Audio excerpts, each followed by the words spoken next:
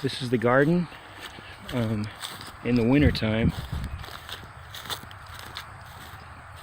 there's not much planted because it stays frozen for a long time every single night until the middle of April.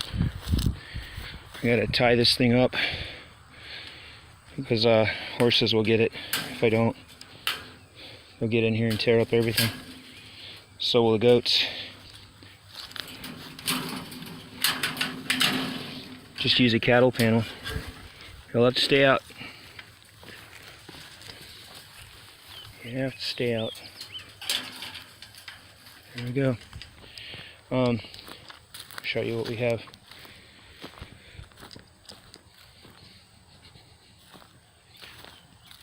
These are shallots, and they're just now coming up.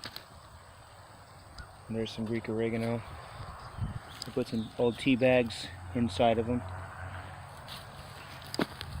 There's a fake snake. Tried to keep away crows from the corn, but that doesn't work. Crows attack snakes. Anyway, this is the strawberry bed. It's dormant.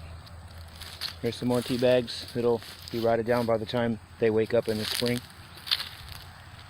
And there's some tea. Here's some garlic, which I normally just put the elephant garlic out in the pasture. This is just extra. Here's some Grey Gazelle shallots. You can't really tell where they are. They're so small. Here's some Longor shallots. There's some horseradish. That's what it looks like in the winter when it's sleeping. You can barely see it. This is the time you're supposed to dig it. Here's some more Longor shallots. More shallots. Holland yellow shallots, whatever you want to call them. Anyway, the whole garden is just sort of sleeping. And here's some small fava beans, the little kind, supposed to be more hardy than the big kind. I haven't found that to be the truth. They all take it about 15 degrees Fahrenheit. Once it gets down there, even these die. Well, they either die or burn all the way to the ground. Here's the walking Egyptian onions. That's what they look like when they're sleeping in the winter.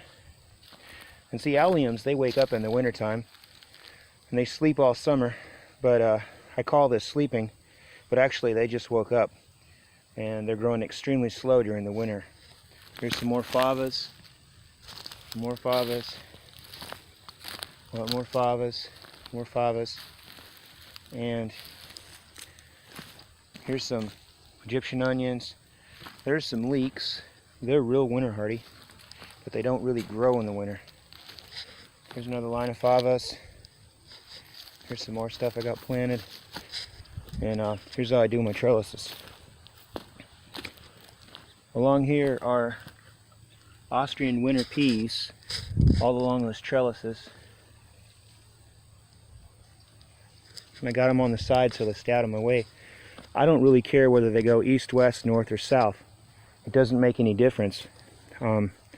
Most people say to put them east and west, but I find the north and south does better for me, I guess. And here's some little Chinese garlic.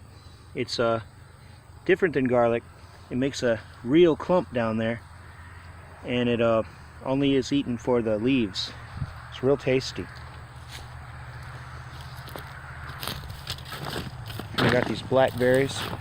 Anyway, the garden doesn't look so good in the wintertime, but it provides a pretty good place for birds to come and scratch around. And there's plenty of birds. Look at that horrible polluted sky. Every one of those clouds was made by airplane pollution. And it's just awful.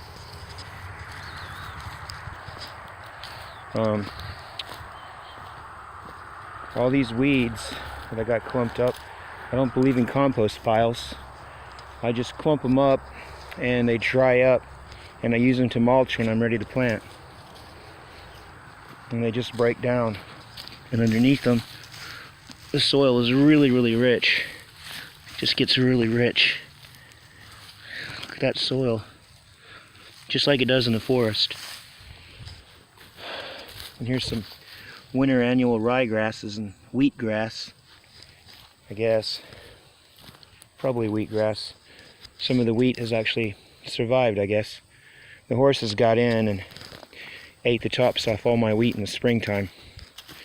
Here's something that if you're in zone 7 or higher, you should grow prickly pear. I mean, that stuff is winter hardy here, and it looks pretty bad in the winter. See how it's lopped over? But it'll pick back up when spring comes, and it'll look really, really good. And it'll take any kind of drought, and you can just neglect it. It really will be productive.